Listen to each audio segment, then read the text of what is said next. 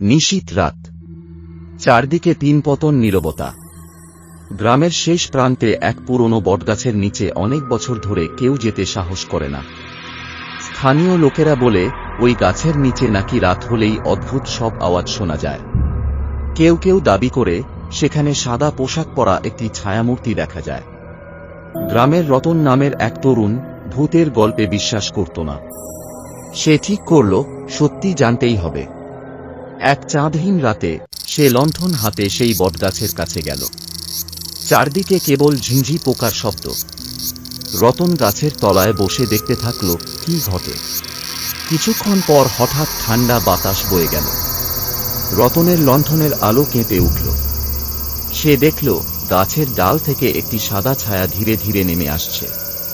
রতন প্রথমে ভাবল চোখের ভুল, কিন্তু ছায়াটি তার দিকে এগিয়ে এলো।